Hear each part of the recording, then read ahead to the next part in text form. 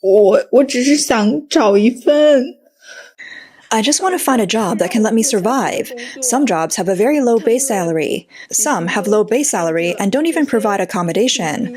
I'm not saying I must do a job that earns a lot. I just want something a bit easier, something that lets me live here. I only want a job that can support myself because I feel I won't be able to work for very long. They say people over 30 get laid off, right?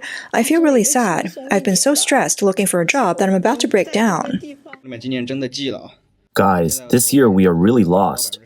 Less than 10% of my class has found a job. I graduated this year from a class of more than 60 people. Only 5 got into graduate school.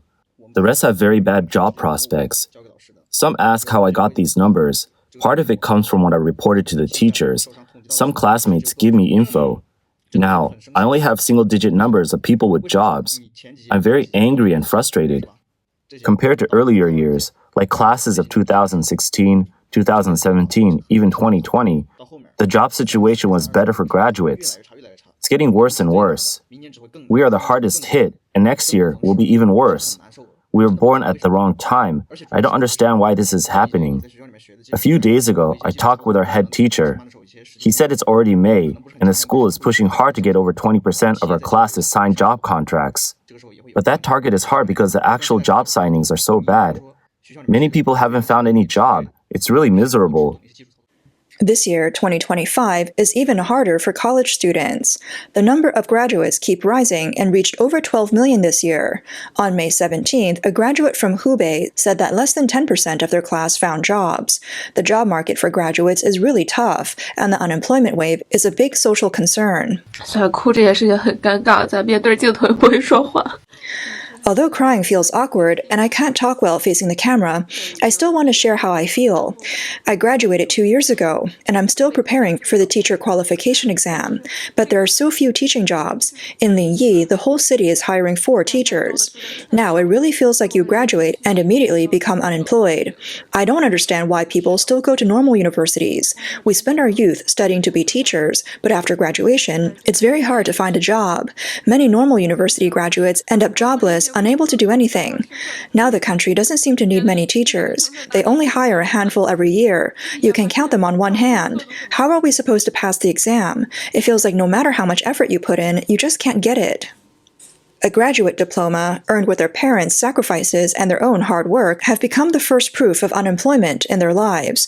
Many on social media share how tough it is to find work, all pointing to a worrying reality. Graduation means unemployment. Facing fierce job competition and fast-changing economic conditions, many graduates feel lost and hopeless. In May this year, a female liberal arts master's graduate says she sent out 8,000 resumes but still hasn't found a job. She feels it's harder than winning the lottery. 我是2025届的文科硕士。 I'm a 2025 liberal arts master's graduate. From last fall's recruitment season to this spring's, up until around April, still haven't found a job. I've sent about 8,000 resumes and attended every job fair.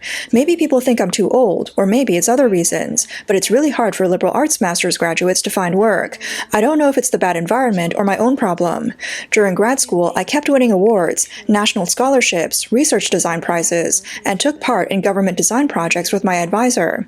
But after graduation, I still can't find a job. My parents spent so many years supporting me. I feel ashamed to face them, and I don't even dare to contact them. I've really tried every job. It's so hard. I'm anxious every day and I can't sleep. I try to keep myself busy to distract myself. I feel like my life just can't end like this, but I'm so anxious all the time. For most people in China now, even working to support a family has become difficult. This is not an isolated case. From corporate executives to highly educated professionals, complaints are everywhere. Experienced managers and supervisors who quit or were laid off thought they could quickly find a new job, but it's not that easy. After sending hundreds or thousands of resumes over 6 months or even a year, they either get ignored or are told they're not a good fit. 现在是凌晨3点49. It's 3:49 a.m. again. I can't sleep. I'm lying in bed, wide awake, feeling more and more anxious. I graduated with my master's degree in 2021, almost 5 years ago, and I'm almost 30 now. Every day, I'm either scrolling through job sites like Jilian or Boss Ziping. I feel sick of it. I send out at least dozens of resumes every day. Either they read it and don't reply, or I just hear nothing back. I'm just helping companies hit their KPIs. Everyone around me says even master's graduates can't find jobs. If you're stuck in a declining industry, effort is useless. Sometimes people feel powerless against the big trends. And now, many job ads say they want people under 30 years old. Every time I see that, my heart sinks. I want to change careers, but I have no experience. I want to give up, but my situation won't allow it. Age and education have become the shackles holding me back. Every night I toss and turn, unable to sleep. All I think about are my car loan and my mortgage. I don't know how many people are like me, staying up late revising resumes. Every time I get rejected after an interview, I feel like breaking down. Who understands? On the surface, I seem calm, but inside, I'm hurting a lot. I don't know how many people are in a situation like mine. I just keep going, trying hard to hold on. This is an announcement for interviews at Sinopec's Economic and Technical Research Institute for the 2025 spring recruitment. Oh my God, please pay attention. The position is called New Energy Market Research, and there's only one opening. I cover the name, but look below. There are like 200 people applying for that one position. Some may be competing for this single job. I feel like I'm shaking just thinking about it. How could anyone get it? Oh my God. On May 17th, a doctoral student wanted to apply for a state-owned company job. To their surprise, over 200 PhDs were competing for that one position. People online commented that even big companies can't absorb all these PhDs. Are only postdocs or academicians able to find work now? There is a serious oversupply of college graduates, but the number of available jobs keeps shrinking. This extreme competition for education has caused a rush to take civil service exams. In 2025, about 3.4 million people signed up for civil servant exams. The competition is fierce. Some jobs have a ratio of over 10,000 applicants for one position. In April, China National Nuclear Corporation, CNNC, offered 1,730 jobs for its 2025 spring campus recruitment, expecting to hire 8,000 people, but they received almost 1.2 million resumes. That means about 10% of the 12 million plus graduates this year sent their resumes to CNNC. To do the math, 1.2 million resumes for only 8,000 jobs means an acceptance rate of just 0.6%. It's even harder than getting into top universities like Tsinghua or Peking University. These numbers cut deep into the nerves of job seekers. After seeing this data, many graduates feel extremely anxious about not finding work. But CNNC says they plan to hire 8,000 people. Who knows how many internal quotas take those spots? One online user said, "My cousin went to an ordinary second-tier university, but as soon as he graduated, he got into CNNC, the dream company everyone wants to work for, because his family has connections there." That sounds harsh, but reflects a cruel reality.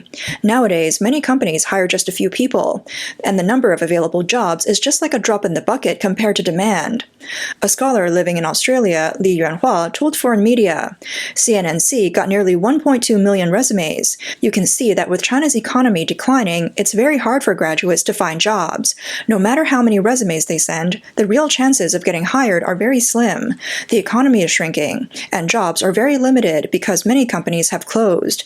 Graduates entering the job market face very few opportunities. China is going through the worst wave of layoffs in history. Alibaba laid off more than 20,000 people. Tencent optimized by cutting thousands of jobs. Huawei quietly let go of many older employees. Turning 35 has become like a retirement age. Foreign companies are pulling out on a large scale, and manufacturing is moving to Southeast Asia. Since the US-China trade war continued, many places in China have seen companies close and wages go unpaid. From the Jia Auto's bankruptcy, to electrical factories stopping work, toy factories shutting down, to state-owned enterprises overseas halting projects, and Beijing state companies closing amusement parks, industries across the board are suffering serious damage. Along with the wave of unemployment, consumer spending is dropping sharply. Many people say they can't live after just 1 month without a job. The main reason is high debt, mortgages, car loans, and so on, and they don't have much savings to fall back on. Many people now realize that having savings is the only way to deal with crises. With the economy shrinking, the only choice is to save diligently and buy as little as possible. For ordinary working families in China, fruit and milk are unaffordable for daily meals. They can only buy cheap eat food to fill their stomachs. There's no room left for cutting back. Once unemployed, they rely on their own savings because social safety nets are basically non-existent. How long can their savings last? What's shocking is that there's now a crazy trend on Douyin where many people show they can live on just 100 yuan a month. It's extreme. Fresh Gen Z graduates have been looking for work for a long time, but still can't find anything. Rent, utilities, and transportation all cost money, so they try to save as much as possible, planning to live on 100 yuan a month. Even more extreme, some medical interns say they plan to live on just 30 yuan a month. People say medical internships actually cost them money. Look at what kids are forced to do. Some people share how they survived 28 days eating dried noodles and lao gan ma chili sauce. Others invented a schedule to find near-expired goods at supermarkets. Bread after 8 p.m. and the deli counter half an hour before closing become their supply stations. These stories are popular online because many really need these tips and struggle to survive. You'll find many companies taking advantage of this by offering paid internships. For example, one securities firm charges interns 28,000 yuan per month in training fees. Many Gen Z designers have 7 different versions of voluntary social insurance waiver statements in their job folders. These companies hint that only by giving up social insurance can they get hired. When survival challenges become the normal way of life, it reflects not only individual hardship, but also systemic problems in the economy, job market, and social security system. In fact, for medical students, finance interns, and others, paying to work is not a new thing. Some hospitals even ask nursing interns to pay internship management fees. Some investment banks and law firms openly list paid internships costing tens of thousands of yuan.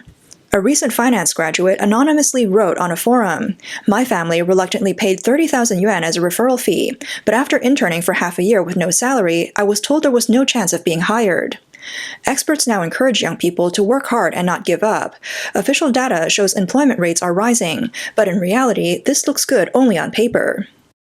Official statistics say there are over 200 million people in flexible employment, but many of them didn't choose freelance work voluntarily. They were forced into gig jobs. Delivery drivers, ride-hailing drivers, and short video content creators don't have Social Security, but they're counted as part of flexible employment. Here's a joke. Unemployed Gen Z graduates who post videos about living on 100 yuan a month are not counted as unemployed, but as flexibly employed because of those videos. They're part of the rising employment rate. When young people have to carefully budget just to meet basic needs, any unexpected expense can break them. On social media, a young person who moved to Beijing recorded going to the hospital for acute gastroenteritis. After spending his entire monthly budget, he had to borrow money from an online loan platform. He said, 100 yuan can last 30 days, but a cold can ruin the plan. With low savings and no social protection, this generation is almost running naked into social risks. When survival becomes the collective memory of a generation caught between high housing prices, low wages, and shrinking jobs, simply staying alive becomes the main goal. Their saving strategies show not only a downgrade in spending, but a sort of desperation. One online comment said, "We're not afraid of poverty, but afraid of endless poverty. The current environment is so bad that survival challenges are no longer personal choices, but a societal crisis." Economists generally agree that the Chinese Communist Party runs a predatory economic system. Its goal is not to make ordinary people rich or improve their lives. Instead, it squeezes the people to enrich the state while keeping citizens weak. The government invests heavily in infrastructure and high tech, but social welfare like healthcare, pensions, and education is incomplete and far below developed countries' levels. The core problem in China's economy today is weak domestic demand and low consumption, a long-term structural issue. Senior researcher Xu Chenggang at Stanford University's Center for China Economy and Institutions told the media on May 1st that Chinese household income makes up too little of GDP, and most people earn very little. Many think Chinese people are rich now, but this is a serious misunderstanding. Very rich people are a small minority, and the middle class is not really wealthy. More seriously, the majority of Chinese people are poor. According to a survey, 540 million Chinese people live below the international poverty line of $5 a day. The CCP claims there's no poverty in China because it uses a much lower standard of $1.25 a day. Most people earn very little, so no matter what policies are made to stimulate consumption, it won't work.